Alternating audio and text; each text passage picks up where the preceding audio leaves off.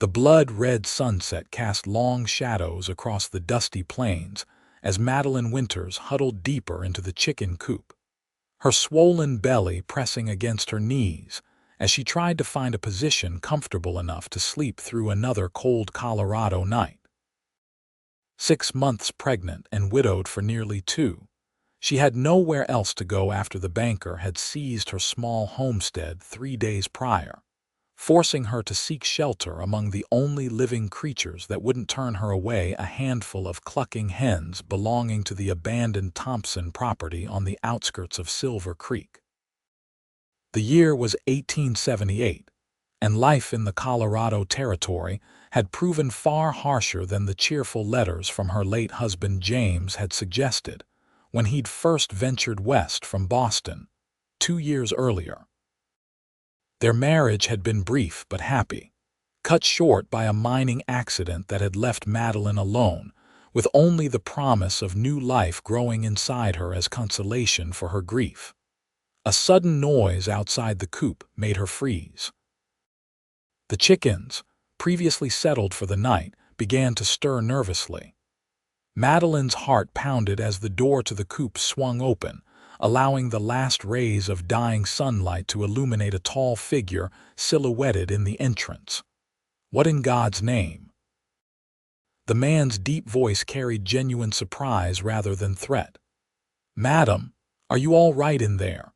Madeline pressed herself deeper into the corner, scattering straw and feathers.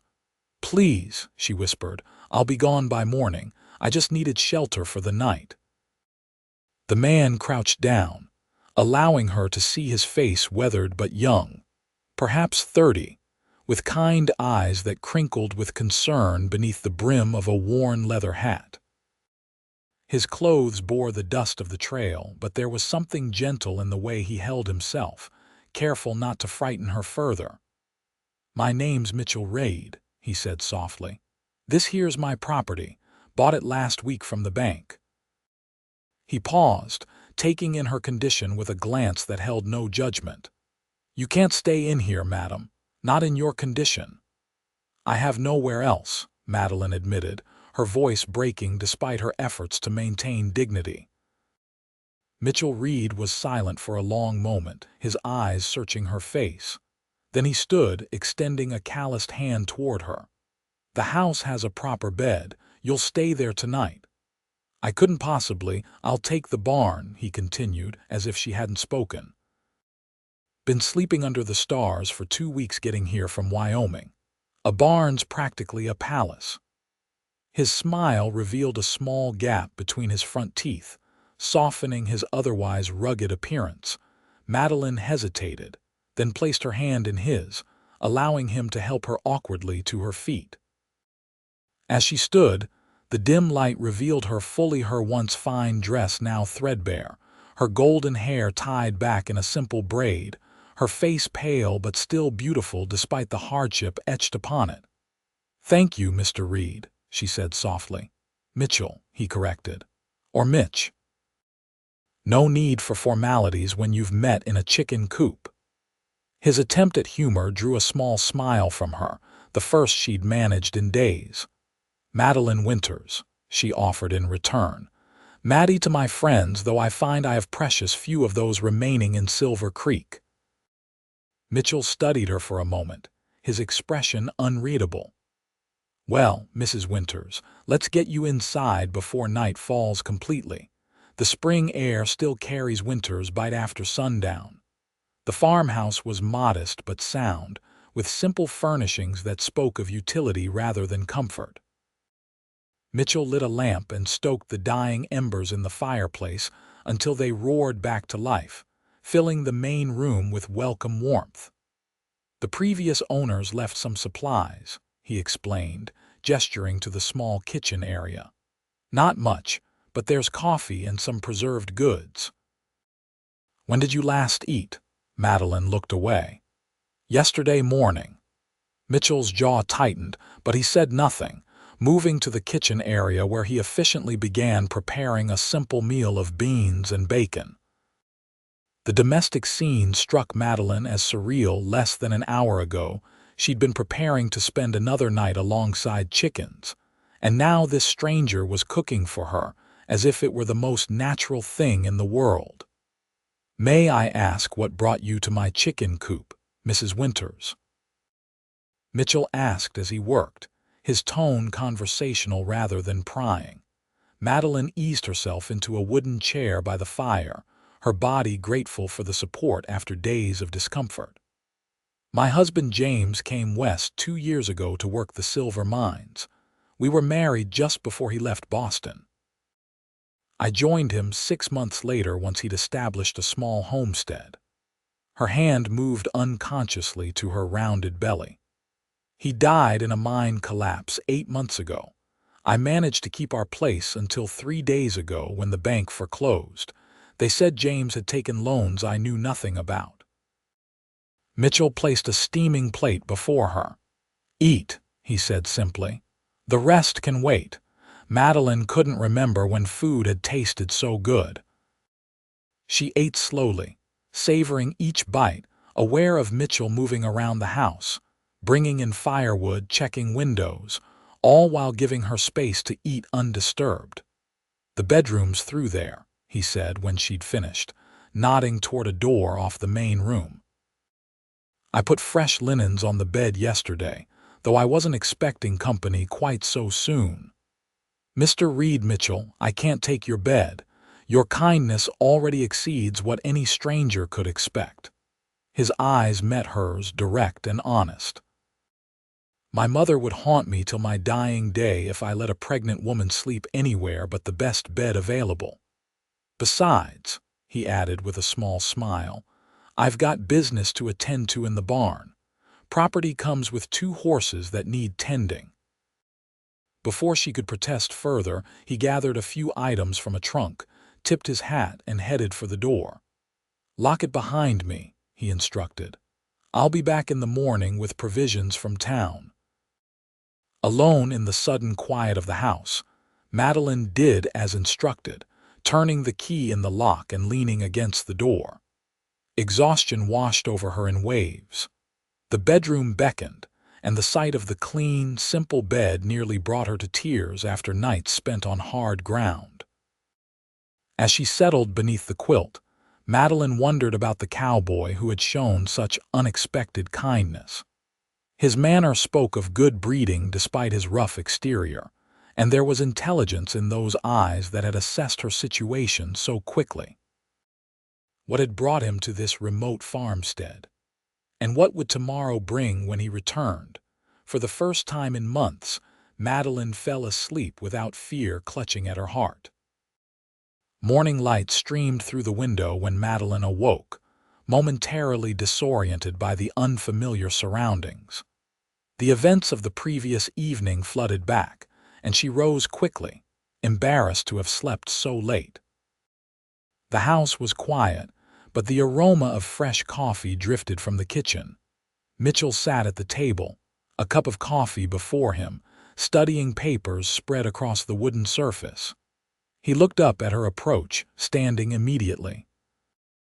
"Good morning," he said, his voice carrying warmth that matched the spring sunshine outside. "Coffee, please," she replied, suddenly conscious of her rumpled appearance. "I apologize for sleeping so late." "It's barely 7, he assured her, pouring coffee into a waiting cup. "You needed the rest." Madeline accepted the cup gratefully, noticing now the parcels stacked on the kitchen counter. "You've already been to town," Mitchell nodded. "Silver Creek wakes early. I secured provisions and asked some discreet questions." His expression grew serious. "You didn't mention that your husband's death was ruled an accident under suspicious circumstances, or that the bank's foreclosure has been contested by several townspeople." Madeline's hands tightened around her cup. "How did you small towns talk, Mrs. Winters? Especially to newcomers buying foreclosed property." He gestured to the chair across from his. "Perhaps we should have a more honest conversation about your situation." Reluctantly, Madeline sat, gathering her thoughts. James's death was ruled an accident because there was no proof otherwise. But 3 men died in that collapse, and all 3 had spoken against Maxwell Harrington's unsafe mining practices the week before. She looked up, meeting Mitchell's steady gaze. Harrington owns the mine, the bank, and half the businesses in Silver Creek. The loans the bank claims James took there forgeries. I'm certain of it, but without proof. And without James, you're a loose end Harrington wants tied up, Mitchell finished grimly. Forcing you out of town through foreclosure is cleaner than other methods. A chill ran through Madeline despite the warm coffee. You believe me? I've encountered men like Harrington before, Mitchell said, his expression hardening momentarily before softening as he looked at her. Why didn't you leave Silver Creek? Return east to family. Madeline's hand moved to her belly. My parents disowned me when I married James. They considered him beneath our family's station.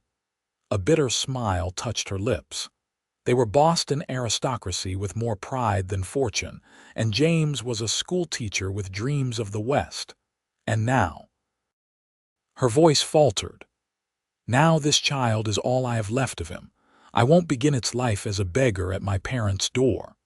Mitchell was quiet for a long moment, studying her with an intensity that might have made her uncomfortable if not for the compassion evident in his gaze. Finally, he gathered the papers before him, turning them so she could see. I came to Silver Creek for a purpose, Mrs. Winters. These are records of financial transactions across 3 states: Colorado, Wyoming, and Montana.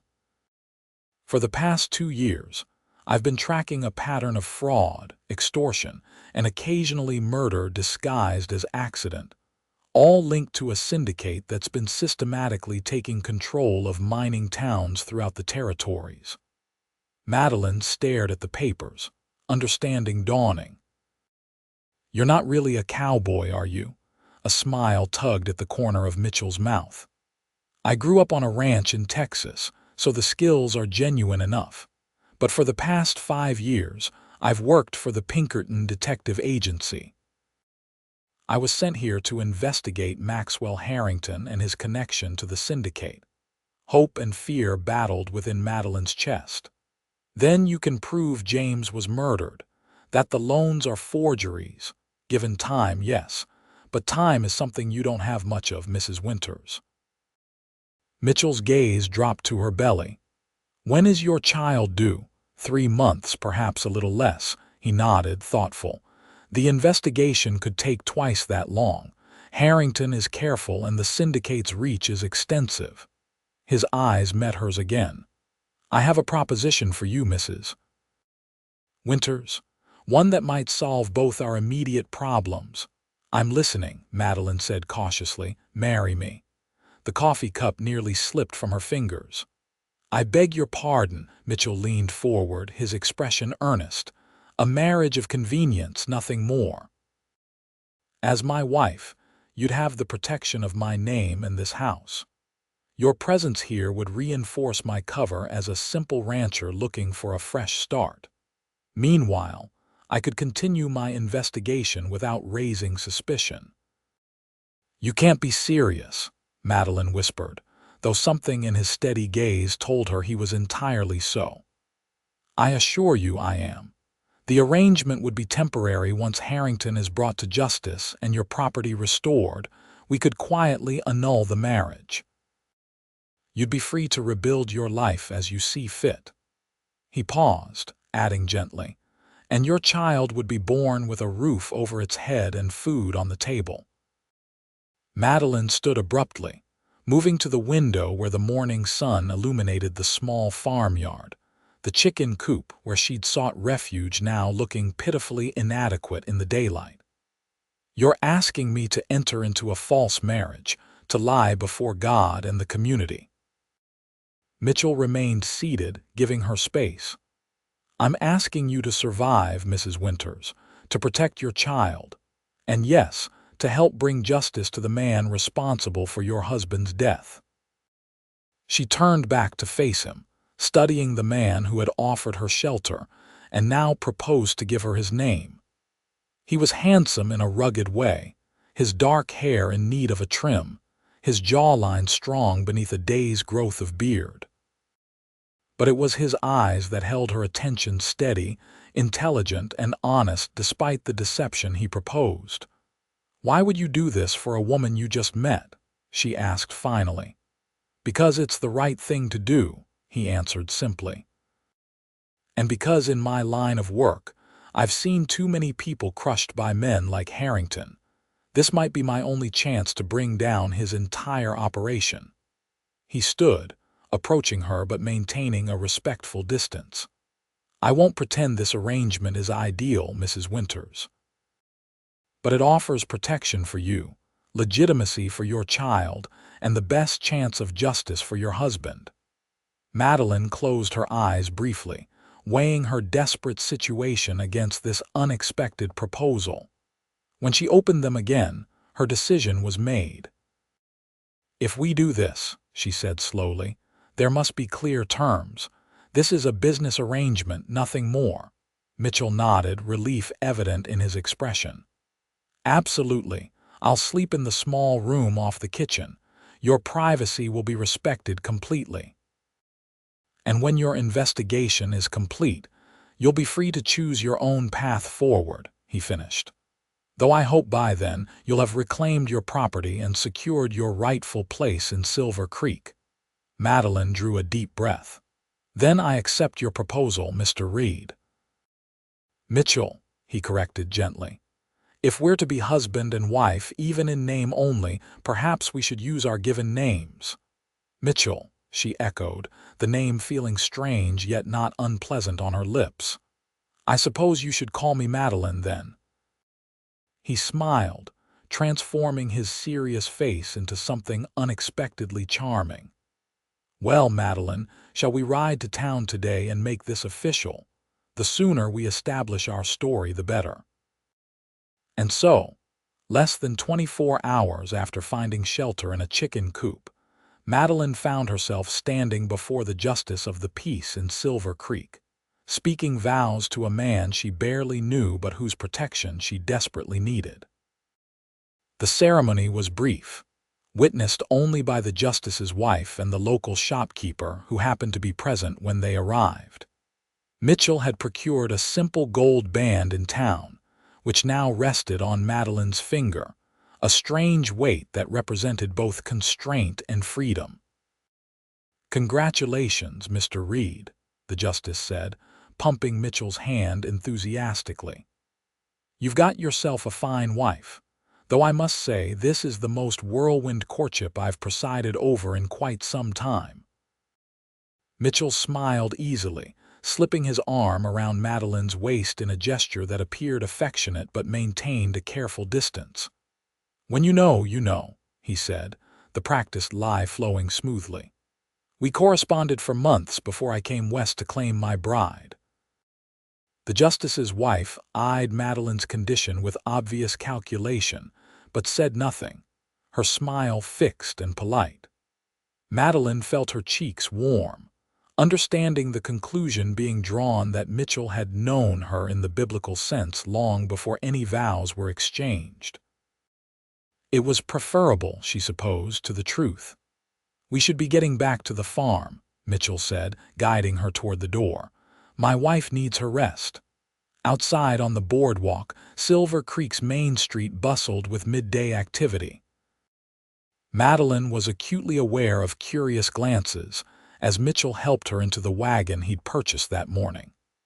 Word of their hasty marriage would spread quickly, along with speculation about her condition and the convenient timing of Mitchell's arrival in town. "Keep your head high," Mitchell murmured as he climbed up beside her. "You've done nothing wrong, and anyone who suggests otherwise will answer to me." As they drove through town, Madeline caught sight of a distinguished figure emerging from the Silver Creek Bank and Trust Maxwell Harrington himself, impeccably dressed in a tailored suit that set him apart from the miners and ranchers who formed his clientele. He paused on the bank steps, his gaze finding their wagon with unsettling precision. "That's him," she whispered, her hand instinctively moving to her belly in a protective gesture.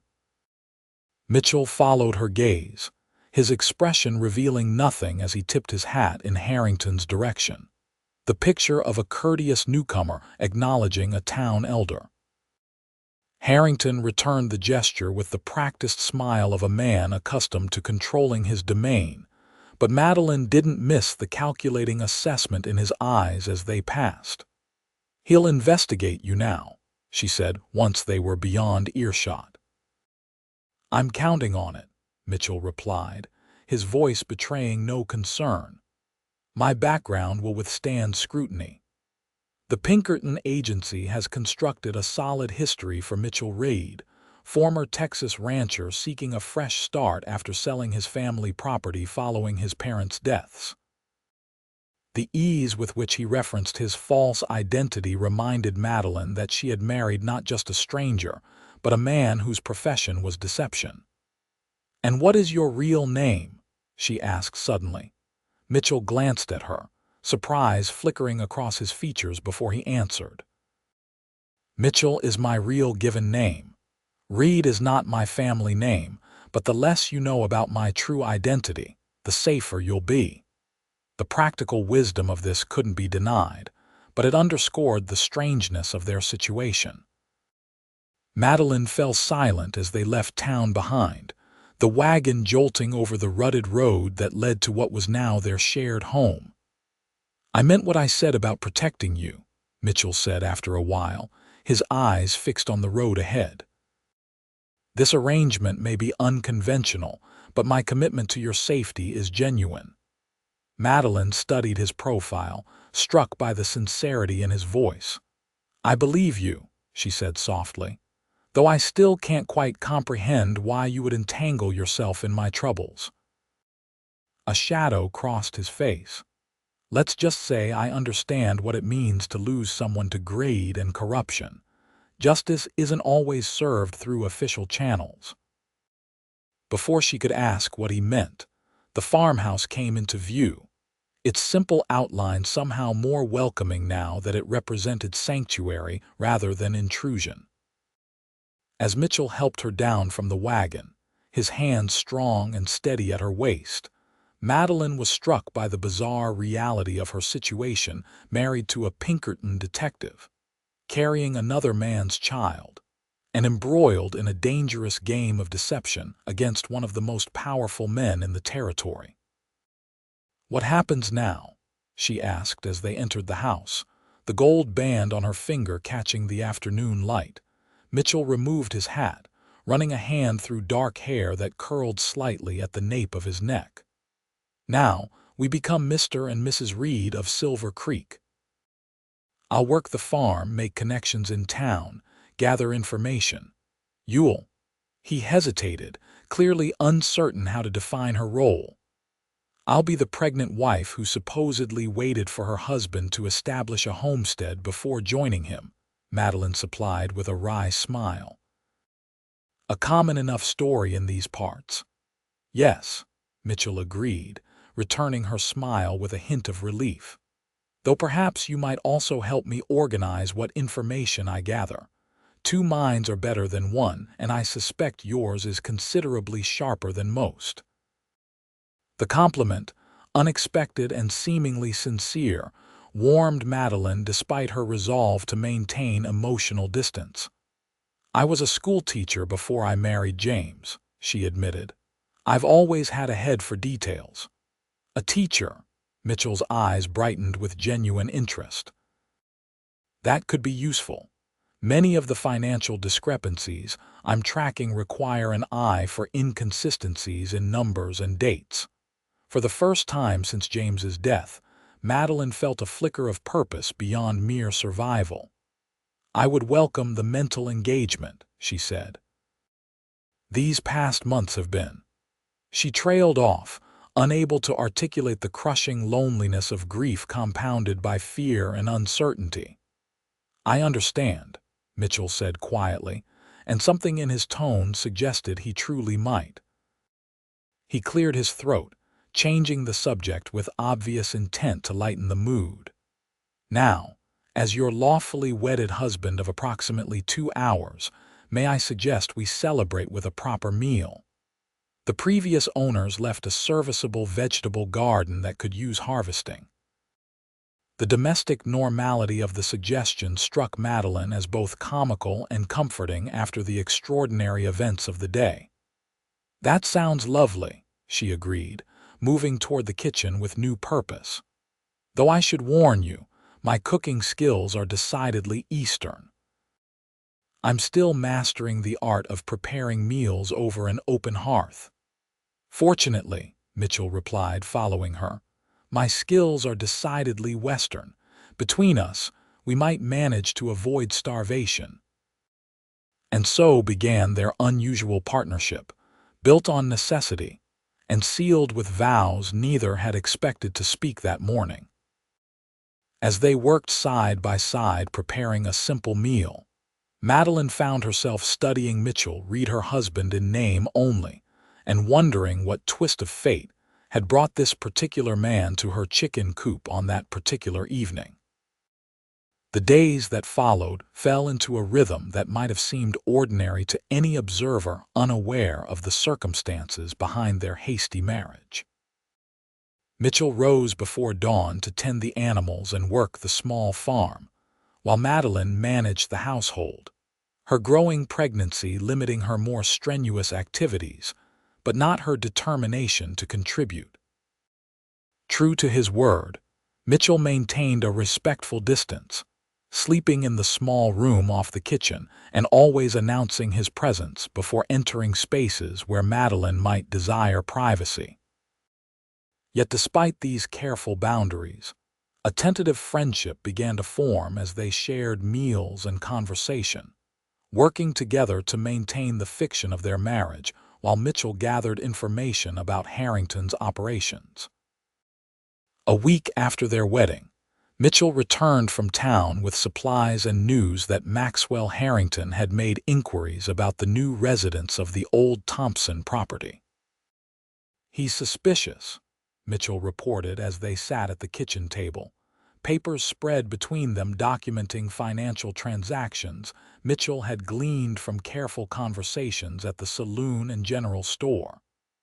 "Not necessarily of my true purpose, but of the convenience of our marriage. He suspects I might have known about your situation before arriving in Silver Creek." Madeline's hand moved instinctively to her belly, a protective gesture that had become habit. "Does that put your investigation at risk?" Mitchell shook his head. "On the contrary, it gives me an opening.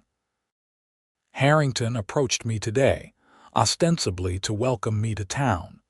He mentioned he's always looking for intelligent men to join his business interests." A grim smile touched his lips. "It seems he believes a man who would marry a pregnant widow for her property might be persuaded to engage in other morally flexible endeavors. He thinks you married me for potential claim to my homestead," Madeline realized, unsure whether to be offended or impressed by Harrington's calculating mind. "Exactly. And I let him believe I might be interested in opportunities beyond simple farming." Mitchell leaned forward, his expression intent. "This could be our way in, Madeline.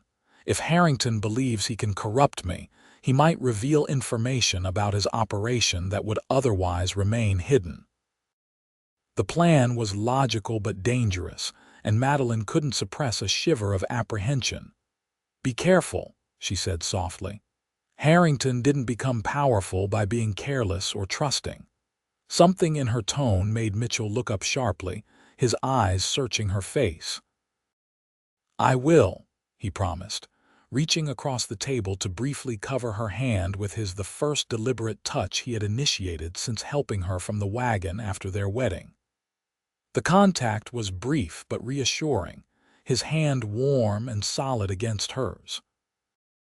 Madeline withdrew her hand after a moment, confused by the comfort she found in his touch and determined to maintain the boundaries they had established. This was a business arrangement, nothing more, regardless of the growing respect she felt for the man who had rescued her from desperation. Yet that night, as she lay in bed listening to the spring rain drumming on the roof, Madeline found herself thinking not of James and their brief happiness, but of Mitchell's steady presence and the safety she had found under his protection. The realization troubled her, a sense of betrayal mingling with confusion. How could she feel anything beyond gratitude toward a man she had known for such a short time, whose real name she didn't even know? When James's child grew within her, morning brought clarity with its practical demands. Mitchell had ridden out early to mend fences on the property's northern boundary, leaving Madeline to her household tasks. She was kneading bread dough when a knock at the door startled her. Visitors were rare at the isolated farmstead, and Mitchell had warned her to be cautious. Wiping flour from her hands, Madeline approached the door warily. "Who is it?" she called, one hand resting protectively over her belly. "Mrs. Reed, it's Dr. Wallace from town. I've come to introduce myself and offer my services given your condition." Madeline hesitated, then opened the door to reveal a middle-aged man with kind eyes and a salt and pepper beard, medical bag in hand. "Dr. Wallace," she greeted him, stepping back to allow him entry. "This is unexpected." The doctor removed his hat, revealing thinning hair and a high forehead creased with lines that spoke of both laughter and concern. "Mrs. Harrington suggested I call on you. She was concerned that a newcomer to our community might not have arranged for medical care yet." His eyes took in her prominent belly with professional assessment. "May I?" Madeline nodded, allowing him to place gentle hands on her abdomen, checking the position of the baby with practiced movements. "Everything feels as it should," he pronounced after a moment. "When are you due?" "Late July, I believe." "Your first?" "Yes," Madeline confirmed, watching his face carefully for any reaction to the obvious mathematics of her pregnancy relative to her recent marriage. If Dr. Wallace made the calculation, he gave no sign of judgment. "You appear healthy, but I'd advise regular checkups as your time approaches. Silver Creek can be isolated, especially during summer thunderstorms when the creek sometimes floods the lower road." "Thank you, doctor. My husband and I appreciate your concern." Madeline moved to the stove, where water was heating. "May I offer you coffee?" The doctor accepted with a smile, settling at the kitchen table as Madeline prepared the coffee. "You're fortunate to have found such a good property," he remarked conversationally. "The Thompson place has some of the best water and grazing land in the valley." "Yes, we feel very blessed," Madeline replied, the practiced lie coming more easily now after weeks of repetition. She placed a steaming cup before the doctor, then took a seat across from him. "Though I understand there's been some recent misfortune in Silver Creek. My husband mentioned a mining accident some months back." Dr. Wallace's expression sobered. "A terrible tragedy, 3 good men lost." He studied her over the rim of his cup. "You have the look of someone familiar with loss, Mrs. Reed." The perceptiveness of his observation caught Madeline off guard. "I was widowed before I met Mitchell," she admitted, deciding that a partial truth would serve better than a complete fabrication. "He's been a blessing I never expected." "Love can find us in the most unexpected circumstances," the doctor agreed, his kind eyes reflecting no suspicion, only compassion. "Silver Creek has seen its share of hardship but also remarkable resilience. The community comes together when needed. Does that include standing against injustice?" Madeline asked before she could reconsider the wisdom of the question. Dr. Wallace's gaze sharpened, though his expression remained mild. "Are you referring to something specific, Mrs. Reed?" Madeline hesitated, then committed to the path she'd started down. "There are rumors about the mine collapse not being entirely accidental, about loans being fabricated to seize property." The doctor set his cup down carefully, his manner now more guarded. "Silver Creek, like many frontier towns, has its share of rumors and grievances. It's best for newcomers to form their own impressions rather than inherit old conflicts. He stood, retrieving his hat. "Thank you for the coffee, Mrs. Reed. Please don't hesitate to send for me if you have any concerns about your pregnancy." After seeing the doctor out, Madeline stood on the porch watching his buggy disappear down the road toward town, troubled by the exchange. Had she revealed too much? Or had she perhaps found a potential ally in the physician who seemed to choose his words with deliberate care? Mitchell returned mid-afternoon, dusty and tired from his work, but alert enough to notice Madeline's preoccupation as she set a plate of food before him. "What's wrong?" he asked, catching her wrist gently as she turned away. "Something's happened."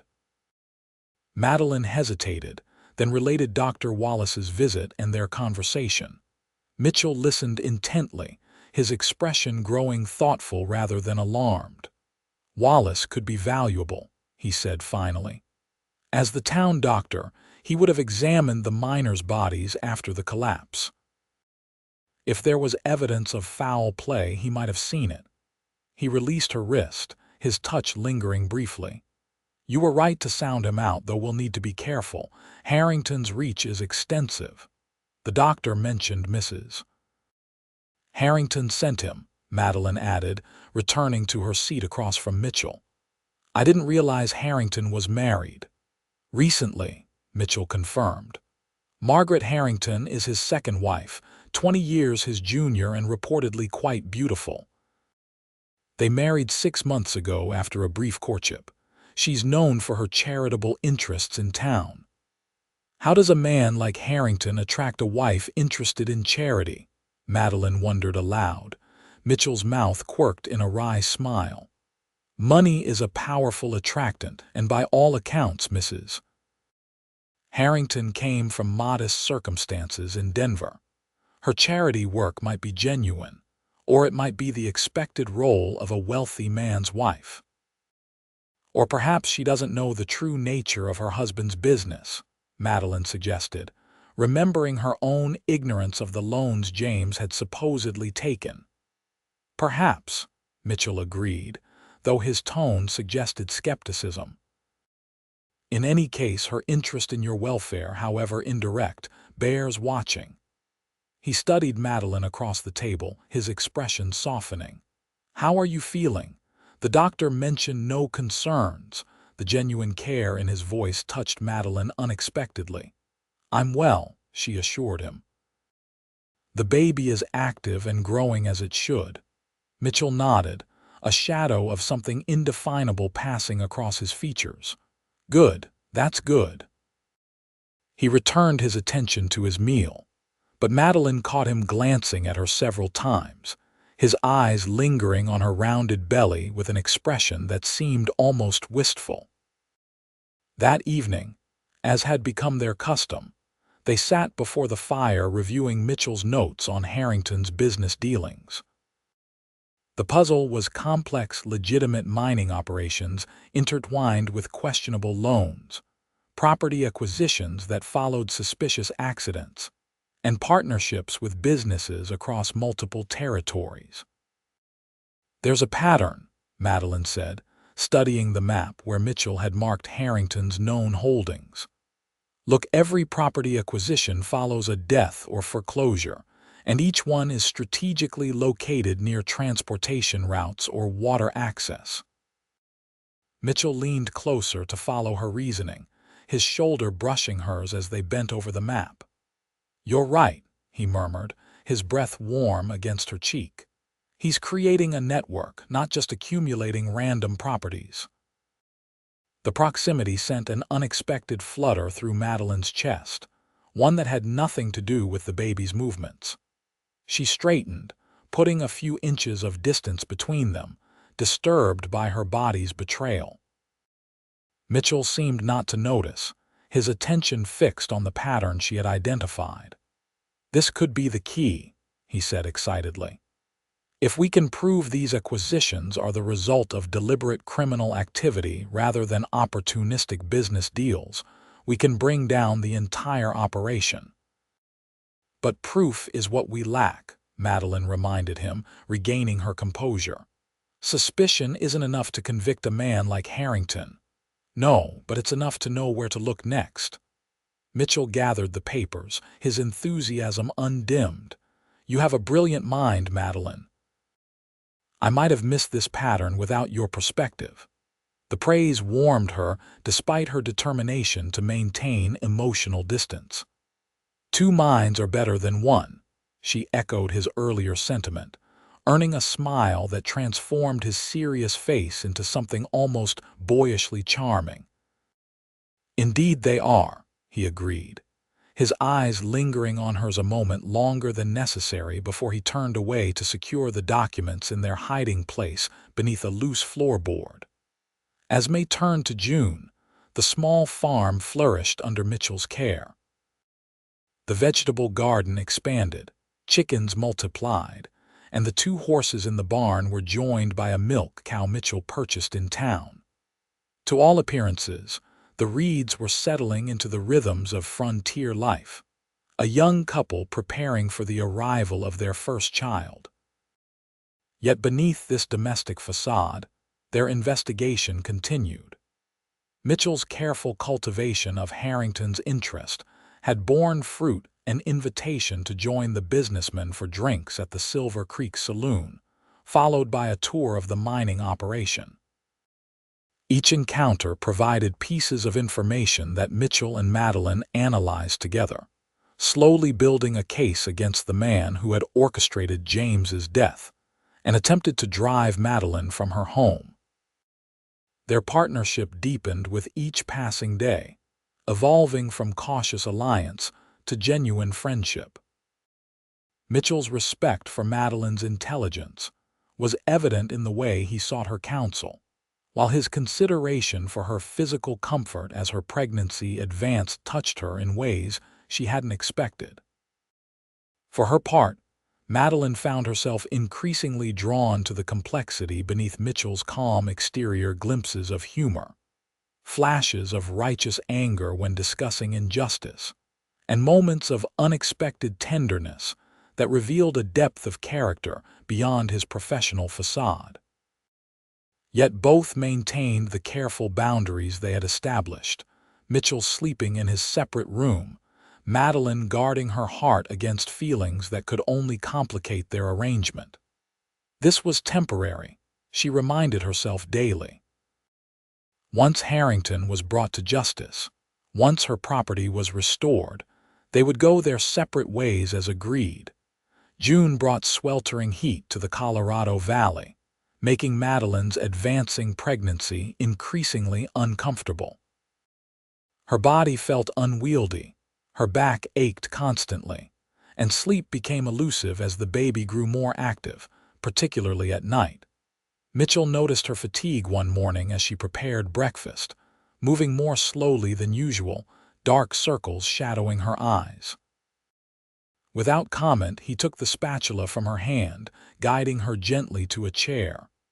"Rest," he said simply, taking over the cooking with surprising competence.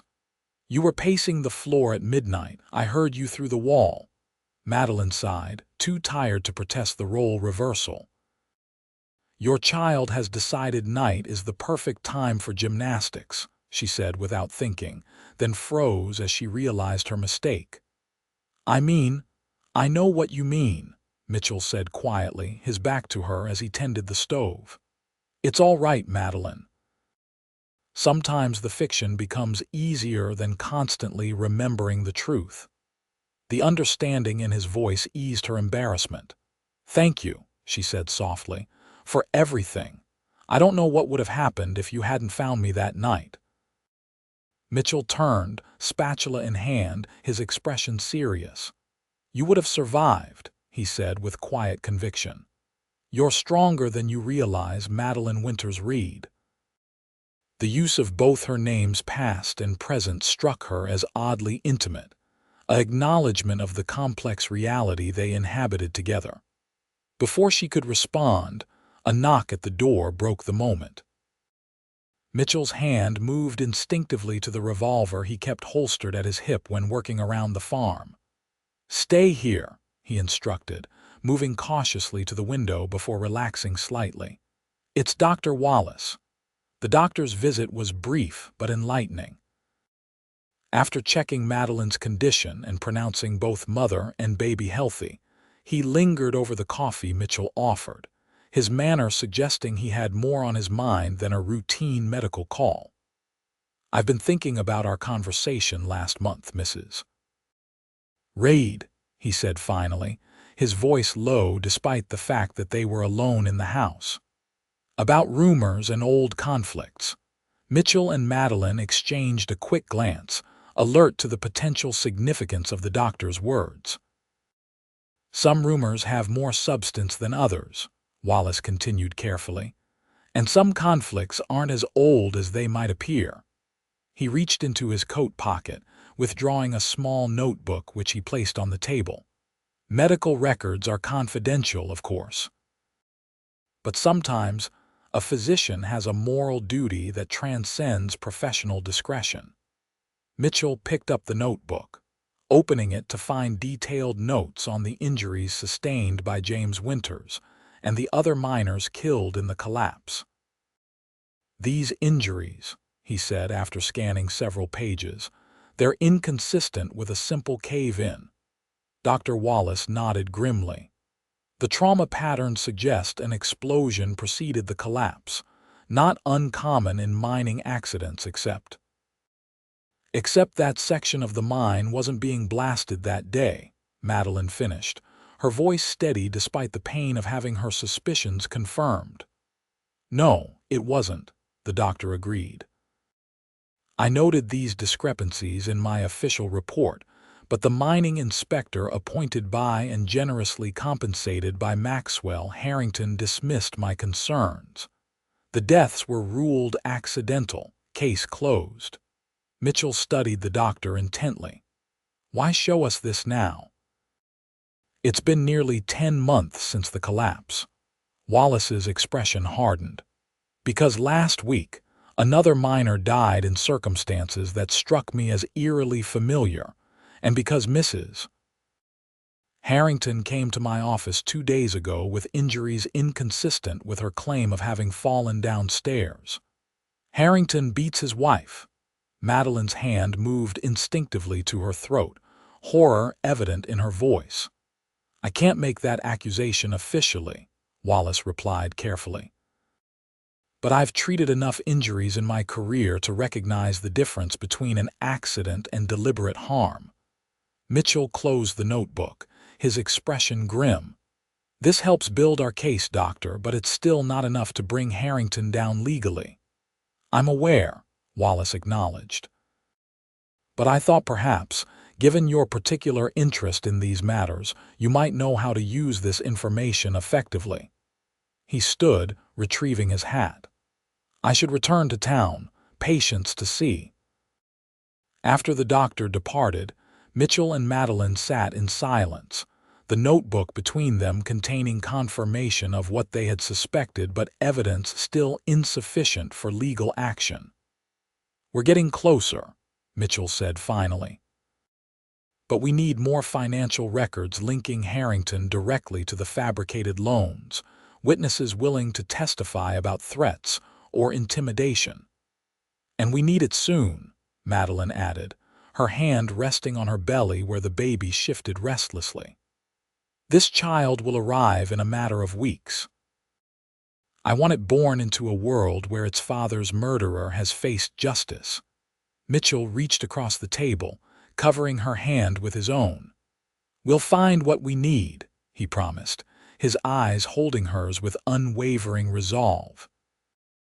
"Harrington will answer for what he's done, to James and to everyone else he's harmed." The contact between them lingered, neither withdrawing as something unspoken passed between them, a connection deeper than their arranged partnership. A shared purpose that had evolved into something neither had anticipated when speaking their hasty vows. The summer heat intensified as June progressed, bringing with it the threat of drought that concerned the farmers and ranchers of Silver Creek. Mitchell spent long days ensuring the farm's water supply remained adequate, digging a secondary well closer to the house, and rigging a more efficient irrigation system for the garden that now provided much of their food. Madeline's pregnancy had reached its final weeks, her body heavy and uncomfortable in the relentless heat. Dr. Wallace visited regularly, expressing satisfaction with her condition, but advising rest and preparation for a birth that might come at any time. "The baby has dropped," he informed her during a visit in late June. "First children often come a bit early. I'd say you have perhaps 2 weeks, possibly less." The timeline added urgency to their investigation, which had reached a critical juncture. Mitchell had gained Harrington's tentative trust, being invited to play cards at the businessman's home and included in discussions about potential investment opportunities. Each encounter provided glimpses of Harrington's operation, but the decisive evidence they needed remained elusive. "He keeps his most sensitive documents in a safe in his study," Mitchell reported after returning from an evening at the Harrington residence. "I caught a glimpse when he retrieved some papers to show another investor. If I could access that safe, I believe we'd find everything we need: forged loan documents, records of bribes to officials, perhaps even evidence linking him directly to the mine sabotage." "How would you access it?" Madeline asked, her practical mind immediately identifying the flaw in this potential breakthrough. "You can hardly break into his home." Mitchell ran a hand through his hair, a gesture Madeline had come to recognize as a sign of frustration.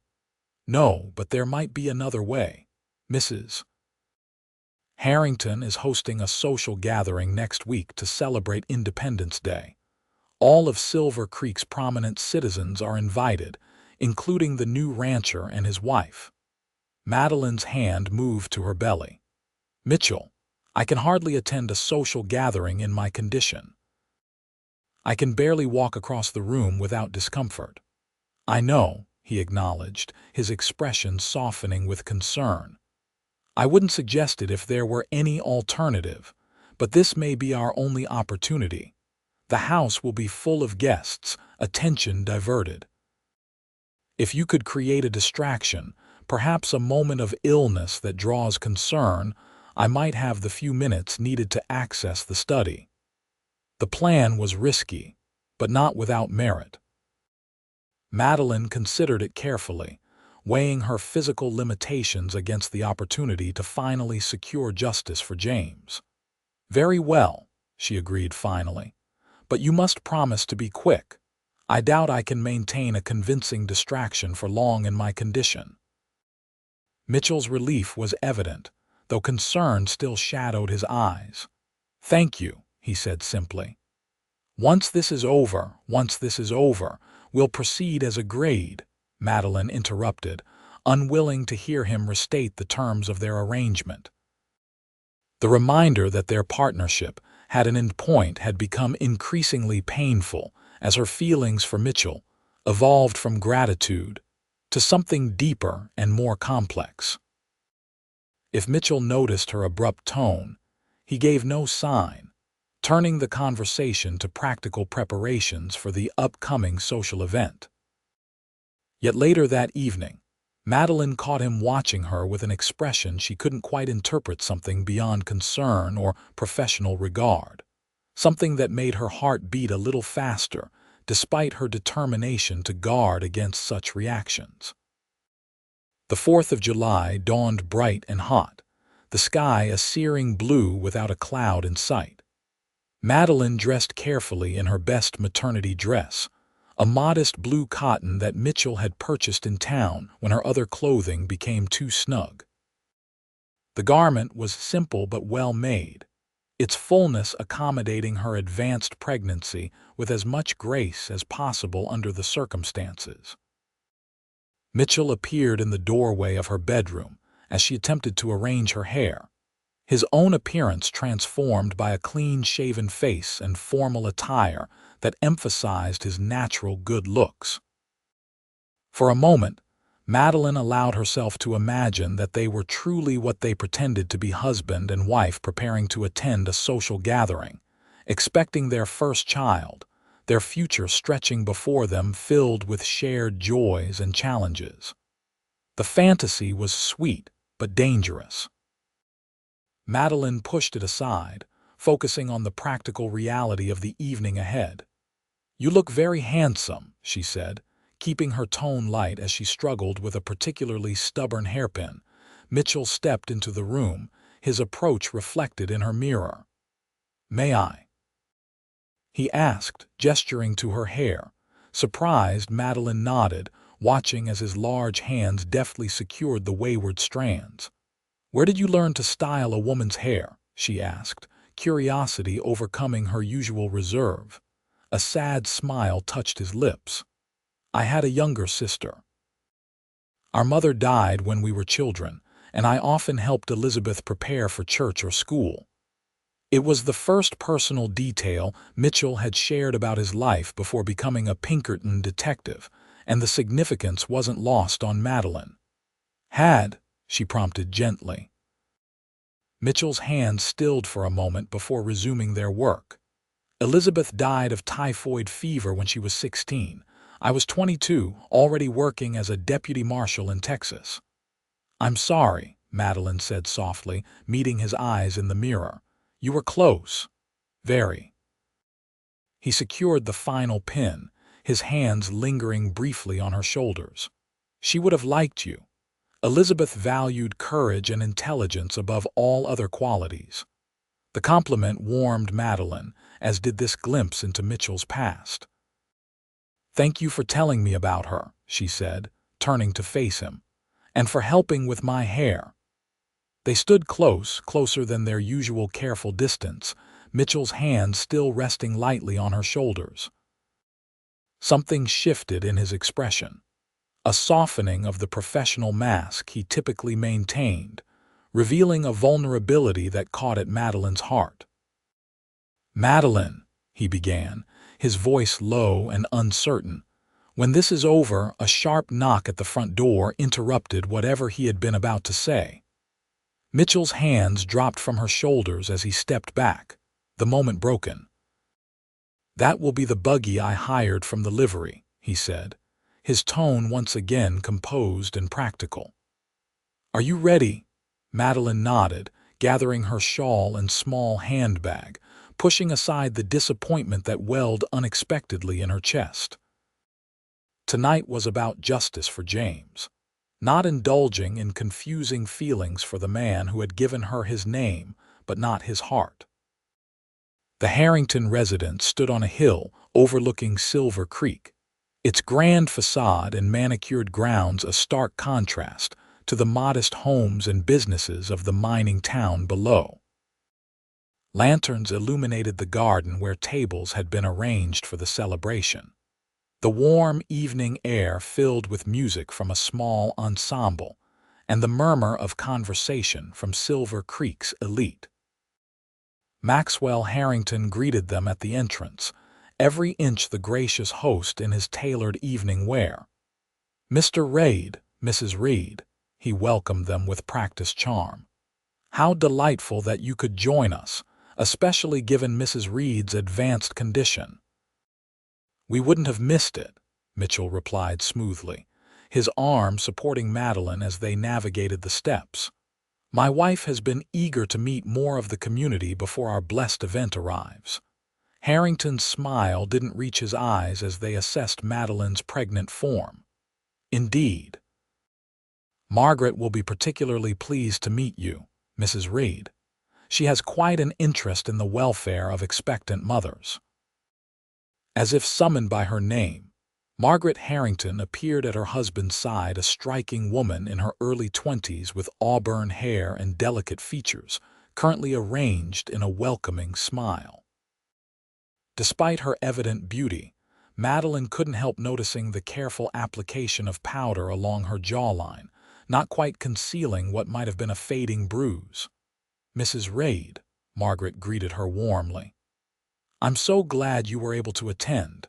Please, come sit in the shade. Standing must be terribly uncomfortable in your condition." Madeline allowed herself to be guided to a comfortable chair beneath a spreading oak, Margaret Harrington settling beside her, while Mitchell was drawn into conversation with Harrington and several other men nearby. The separation was expected. Men and women often socialized separately at such gatherings, but Madeline felt suddenly vulnerable without Mitchell's reassuring presence. "When are you due, Mrs. Reid?" Margaret asked, her interest appearing genuine despite the rehearsed quality of her social smile. "Any day now, according to Dr. Wallace," Madeline replied, studying the younger woman carefully. Up close, the evidence of cosmetics covering bruising was more apparent, as was a certain wariness in Margaret's eyes despite her friendly demeanor. "How fortunate that you found Silver Creek before your time came," Margaret continued. "I understand you and Mr. Reid were married quite recently." The question held no obvious malice, but Madeline sensed the calculation behind it. "Yes," she answered simply. Life has a way of taking unexpected turns. Something flickered in Margaret's expression, recognition, perhaps, or understanding. "Indeed it does," she agreed, her voice dropping slightly. "One day you're a shop girl in Denver with dreams of adventure. The next you're the wife of the most powerful man in 3 counties. The candid admission surprised Madeline. "Was it the adventure you hoped for?" she asked carefully. Margaret's laugh held little humor. "Adventure has many faces, Mrs. Reid, not all of them pleasant." Her gaze drifted to where her husband stood conversing with Mitchell, his posture commanding, his expression affable. "But we make our choices and live with them, don't we?" Before Madeline could respond, a sharp pain lanced through her abdomen, intense enough to make her gasp. Margaret leaned forward, concern replacing the practiced social mask. "Mrs. Reid, are you unwell?" Madeline pressed a hand to her belly, recognizing with sudden clarity that this was no ordinary discomfort. "I think," she managed through gritted teeth, "the baby may be coming." Margaret's eyes widened. "Now, here." Another contraction seized Madeline, stronger than the first, confirming her suspicion. "Yes," she gasped. "Now." What followed was precisely the kind of distraction they had planned, though not in the manner intended. Margaret called for assistance, her clear voice cutting through the music and conversation. Women gathered around Madeline, offering support and advice, while men stepped back in awkward deference to a situation beyond their expertise. Mitchell pushed through the crowd, his face pale with concern that required no acting. "Madeline, what's happening?" "The baby," she managed between panting breaths as another contraction gripped her. "It's coming." Their eyes met in shared realization. This was no pretense for the sake of their plan. The child was truly coming, weeks earlier than expected, in the midst of the very gathering where they had hoped to secure evidence against Harrington. "We need to get her home," Mitchell said decisively, bending to lift Madeline into his arms despite her protests that she could walk. "No," Margaret Harrington interjected. "There's no time. Look at her, the contractions are coming too quickly. She needs to lie down now." Maxwell Harrington stepped forward, his expression a mixture of annoyance and resignation. "Take her upstairs to the guest room," he instructed Mitchell. "Margaret, send someone for Dr. Wallace immediately."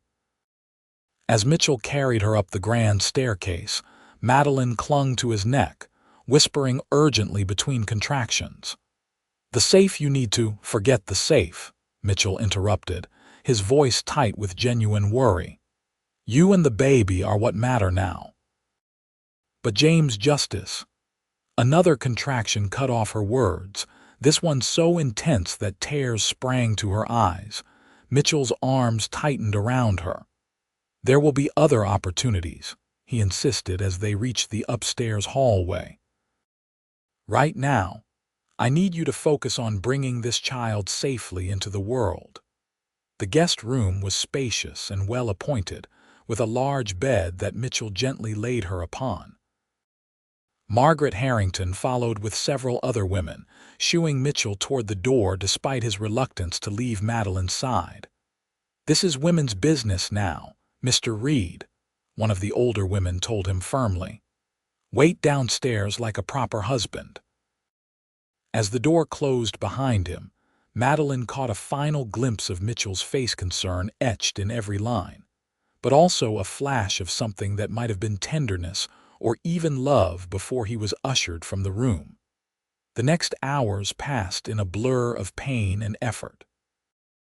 Dr. Wallace arrived promptly, his calm presence a balancing force against the excited energy of the women who had stayed to assist. Margaret Harrington proved surprisingly helpful, bringing cool cloths for Madeline's forehead and holding her hand through the worst contractions with unexpected compassion. "Push now, Mrs. Reed," Dr. Wallace instructed as the moment of birth approached. "Your baby is almost here."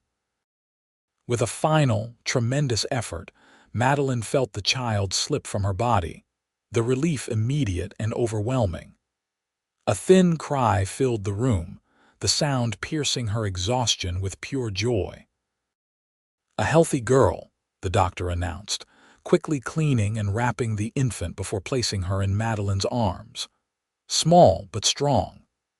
Madeline gazed down at her daughter, this tiny miracle with James's dark hair and a face still too new to reveal whose features she might inherit. Love washed over her, fierce and protective, as the baby's cries subsided into hiccuping breaths against her chest. "She's beautiful," Margaret whispered, leaning close to see the newborn. "What will you call her?" Before Madeline could answer, the door burst open to admit Mitchell, his face flushed and his hair disheveled as if he'd been running his hands through it repeatedly in anxiety. His eyes found Madeline immediately, relief washing over his features when he saw her sitting up, cradling the baby. "A daughter," Madeline told him softly as he approached the bed. "We have a daughter." Mitchell's expression transformed, wonder replacing concern as he gazed at the tiny bundle in Madeline's arms. Without hesitation, he sat beside her on the bed, one arm encircling her shoulders while the other hand gently touched the baby's cheek. "She's perfect," he whispered, and in that moment, the fiction they had maintained for months became something real and tangible. They were a family not by blood or legal truth, but by choice and circumstance and the shared joy of this moment. The women withdrew discreetly, leaving the new parents alone with their child. Even Dr. Wallace stepped out after ensuring mother and baby were stable, promising to return shortly to check on them both. In the quiet of the grand guest room, far from the humble farmhouse where their unusual partnership had begun, Madeline and Mitchell sat together with the newborn between them, the barriers they had so carefully maintained suddenly irrelevant in the face of this new life. "I'm sorry," Mitchell said finally, his voice low. "I didn't reach the safe. I couldn't leave, not knowing if you were all right." Madeline looked up from the baby's face, surprised to find tears in Mitchell's eyes. "It doesn't matter," she said, realizing as she spoke that she meant it. "Not now." "What will you name her?" Mitchell asked, his finger caught in the baby's tiny grasp. Madeline hesitated, then made a decision that felt both terrifying and absolutely right. "Elizabeth," she said softly, "after your sister, if that's all right." Mitchell's breath caught, his eyes lifting to meet hers with naked emotion. "Elizabeth," he repeated, his voice rough with feeling. "It's perfect." He touched the baby's dark hair with gentle reverence. "Elizabeth Winters Reed." The inclusion of both surnames, her true one and the one she shared with Mitchell, touched Madeline deeply. "Yes," she agreed, "all of who she is." Something shifted between them in that moment, an acknowledgement of feelings that had grown despite their best efforts to maintain professional distance. Mitchell's arm tightened around Madeline's shoulders, drawing her closer against his side as they gazed down at their daughter for regardless of biology. In this moment, she belonged to both of them. "Madeline," Mitchell began, his voice uncertain. When this is over, a sharp knock interrupted him once again, the door opening to admit Maxwell Harrington himself, his expression a careful mask of polite interest. "I hope I'm not intruding," he said smoothly. "I wanted to offer my congratulations to the new parents." Mitchell's arm remained around Madeline, his body tensing slightly at Harrington's entrance. "Thank you," he replied with credible warmth. "Mother and daughter are doing well." Harrington approached the bed, his eyes calculating as they moved from the baby to Madeline to Mitchell. "Such a fortunate coincidence that your child was born in my home," he remarked. "Almost as fortunate as your timely arrival in Silver Creek, just when Mrs. Reed needed a husband." The implied suspicion was clear, but Mitchell met it with a calm smile. "God works in mysterious ways, Mr. Harrington. I count myself blessed beyond measure." A tense silence followed, broken by the baby's soft whimper as she stirred in Madeline's arms. Harrington's expression softened fractionally at the sound. "Children are indeed a blessing," he acknowledged. "My late wife and I were never so fortunate." It was the first mention Mitchell or Madeline had heard of Harrington's first wife, and something in his tone, a hint of genuine regret, humanized him briefly in a way that made him more rather than less dangerous. A man capable of genuine feeling was more complex than a simple villain. "Margaret has arranged for you to stay the night," Harrington continued, his professional manner returning. "Dr. Wallace advises against moving Mrs. Reed and the infant until morning. I trust you'll find everything comfortable." With that, he withdrew, leaving Mitchell and Madeline exchanging concerned glances. "He suspects something," Madeline whispered once the door closed behind their host. "Yes," Mitchell agreed grimly, "but he can prove nothing. And now we have an unexpected advantage. No one would suspect new parents of conducting an investigation." His expression softened as he looked down at Elizabeth. "Though I think perhaps our priorities have shifted somewhat." Madeline couldn't argue with that assessment. Holding her daughter, feeling Mitchell's protective presence beside them, justice for James seemed suddenly less urgent than ensuring this child's safety and future. Yet the two were inextricably linked. Harrington's continued freedom and power threatened that very future. "We'll find another way," she said finally. "Together." Mitchell's eyes met hers, holding a promise that transcended their original arrangement. "Together," he agreed, sealing the word with a gentle kiss pressed to her forehead, the first such gesture he had allowed himself in all their time together. That night, in the elegant guest room of their enemy's house, Madeline slept with her newborn daughter cradled against her chest, and Mitchell keeping watch in a chair beside the bed, his revolver within easy reach. The circumstances were far from ideal, yet Madeline felt a strange contentment. Her child was healthy, the man beside her was trustworthy, and tomorrow would bring them back to the simple farmhouse that had somehow become home. Morning arrived with golden light streaming through lace curtains and the sound of Elizabeth's hungry cries. Mitchell, who had dozed in his chair, woke immediately, moving to Madeline's side as she nursed the baby for the first time with some awkwardness but growing confidence.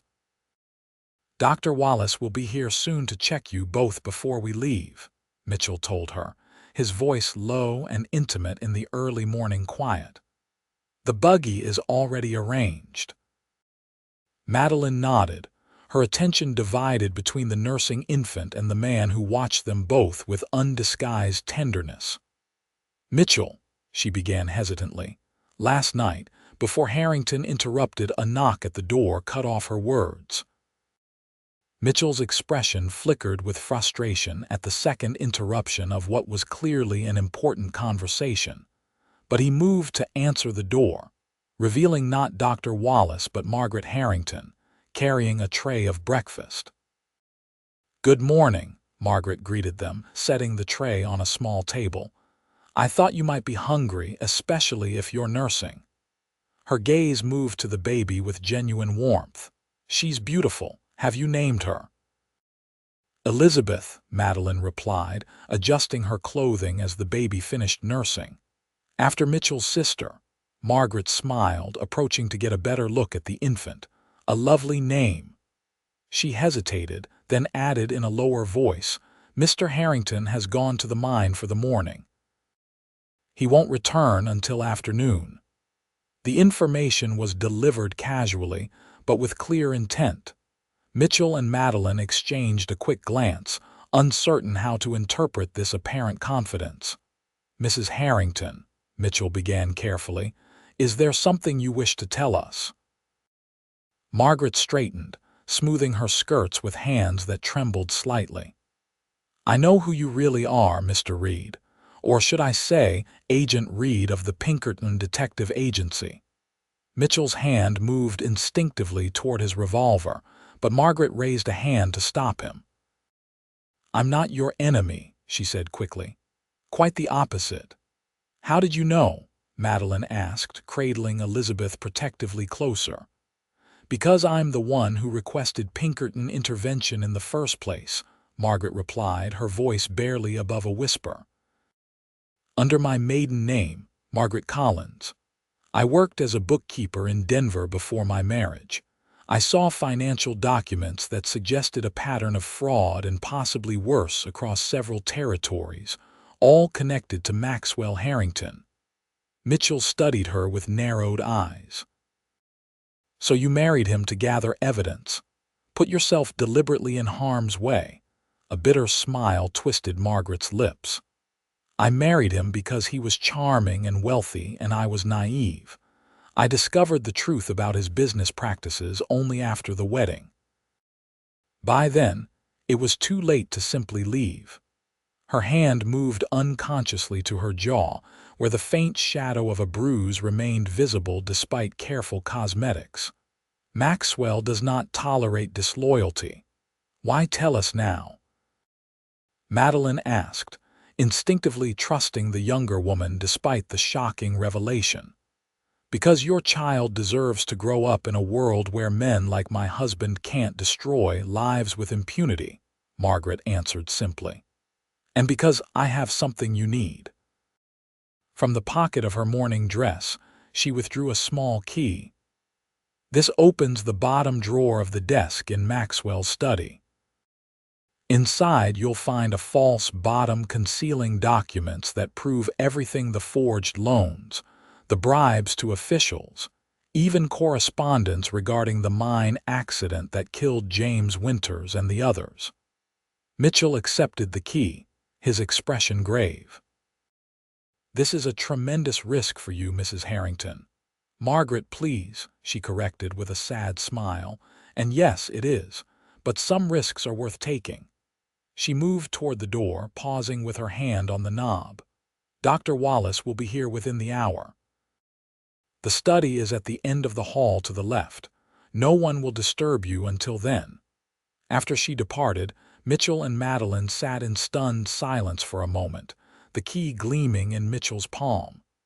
"It could be a trap," he said finally, though his tone suggested he didn't believe it.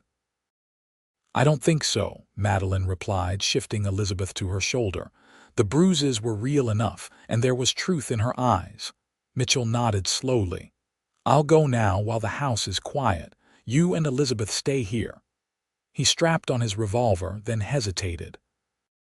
"Madeline, if anything happens, if I don't return, there's money hidden beneath the floorboards in the kitchen at home. Enough to get you and Elizabeth back east if necessary."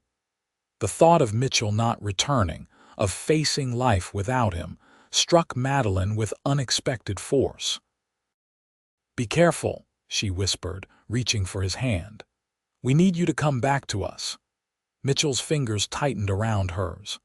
"I will," he promised, and then he was gone, slipping quietly from the room on a mission that could either secure their future or destroy it entirely.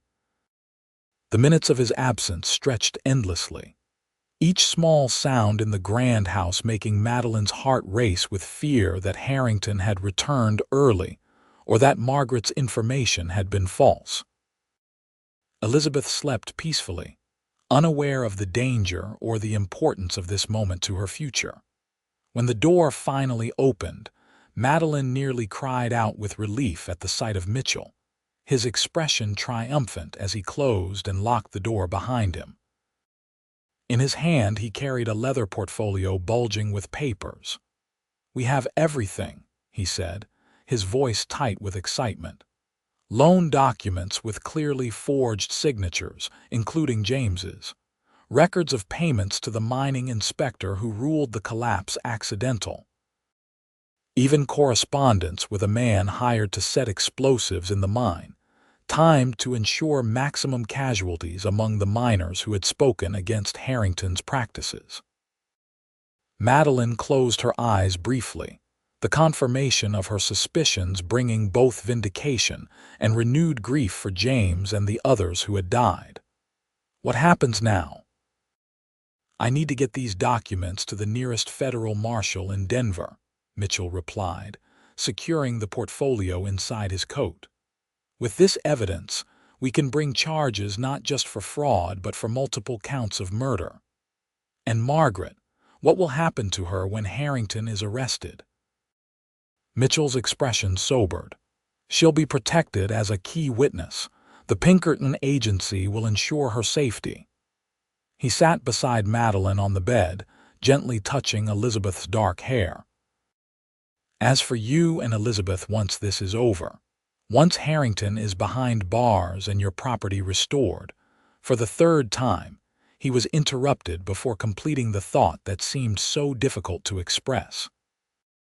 Dr. Wallace arrived to examine Madeline and the baby, pronouncing both fit to travel but advising a slow, careful journey back to the farm.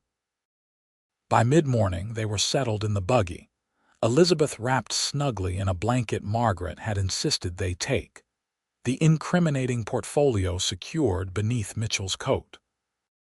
As they pulled away from the Harrington residence, Madeline glanced back at the grand house where her daughter had been born and where the evidence to avenge her husband's death had finally been secured. "It's almost over," Mitchell said softly, following her gaze. "Soon you'll have justice for James and your property returned." "And what then?" Madeline asked, finally voicing the question that had hung between them for weeks. "What happens to us when this is over, Mitchell?" His hands tightened on the reins, his eyes fixed on the road ahead. "That depends," he said carefully, "on what you want to happen." Madeline looked down at Elizabeth, sleeping peacefully despite the motion of the buggy. "I thought I knew," she admitted. "I thought once James had justice, I would take my child and make a new life somewhere independent and free." She hesitated, then added softly, "But that was before." "Before," Mitchell prompted when she didn't continue. "Before you," Madeline said simply. "Before I understood that what began as an arrangement of necessity had become something else entirely, at least for me." Mitchell pulled the buggy to a stop in the shade of a cottonwood tree, turning to face her fully. "And what has it become for you, Madeline?" Her courage nearly failed her, but the events of the past day giving birth, coming so close to losing Mitchell, had clarified her feelings beyond denial. "Love," she whispered, "though I never expected or intended it." The word hung between them, as fragile and precious as the newborn sleeping in her arms. Mitchell's expression was unreadable for a long moment, and Madeline felt her heart constrict with the fear that she had misinterpreted his care, his tenderness, his evident devotion to her, and now to Elizabeth. "I have tried," Mitchell said finally, his voice rough with emotion, "to maintain professional distance. To remember that our marriage was an arrangement, that your heart belonged to James, that my duty was to protect you and bring his killers to justice. Nothing more. He reached out, his fingers gently brushing her cheek. I have failed utterly in that endeavor. Hope bloomed in Madeline's chest. Mitchell, I love you, he said simply. I think I have since that first night when you stood in my kitchen with your chin held high despite having slept in a chicken coop. Your courage, your intelligence, your heart, they humble me. I had no right to love you, but I do, completely. Tears spilled down Madeline's cheeks as the words she had scarcely allowed herself to hope for filled the space between them. Then what happens when this is over, she said through a watery smile, is that we continue as we are, husband and wife, a family. Mitchell's answering smile was radiant with joy and relief. There's something you should know, he said, taking her free hand in his. My name, my full, true name is Mitchell Reed Daniels.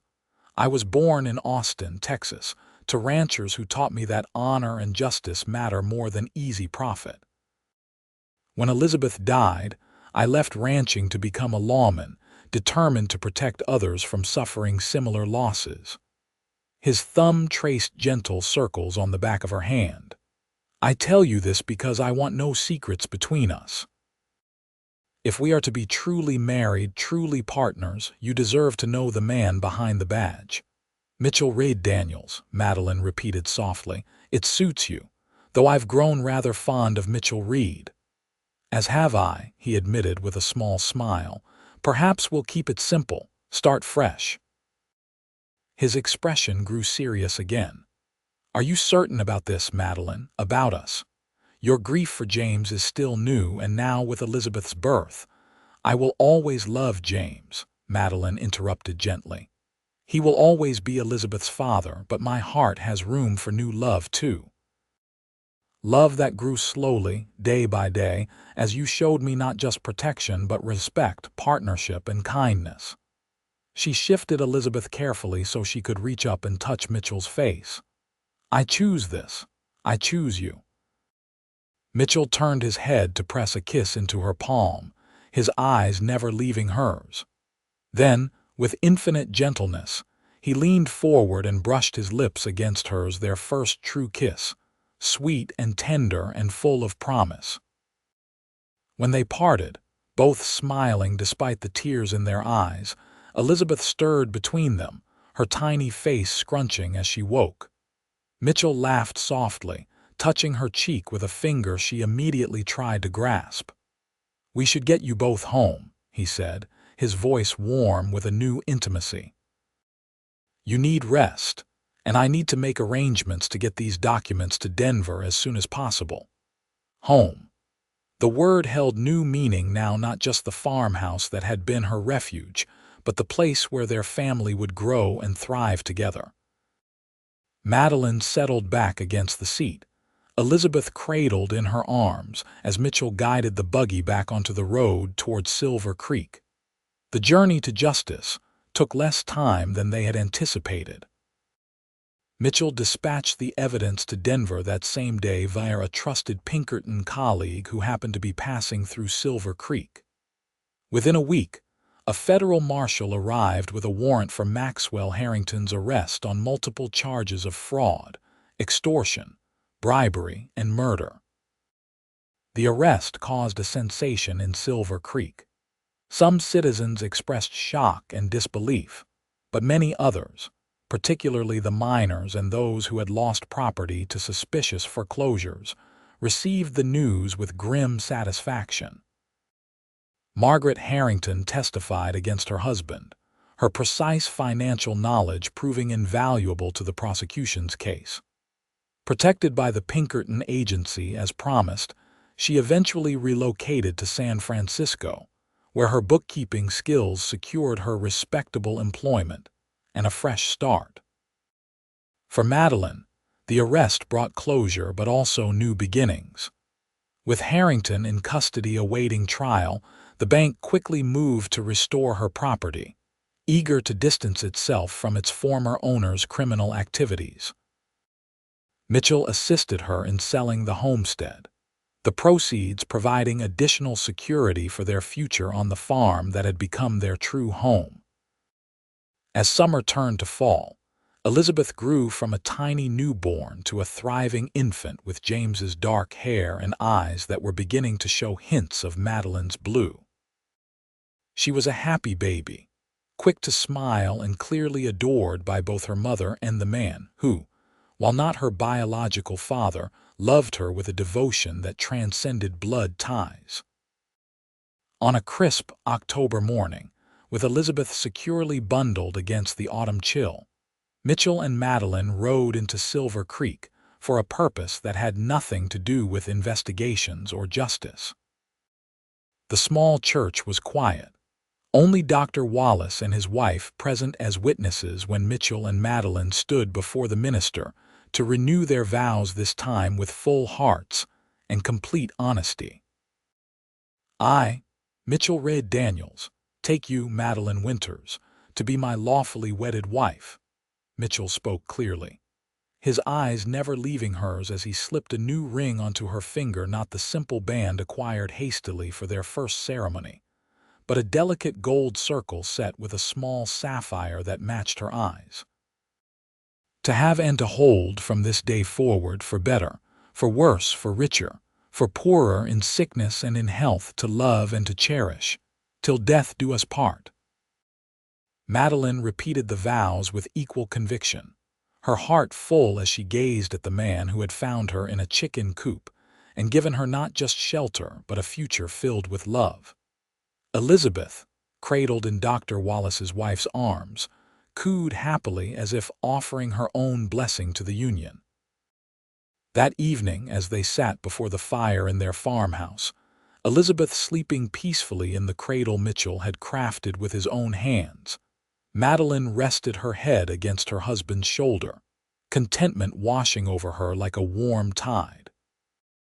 I never imagined when James first brought me west that this would be my life, she mused softly.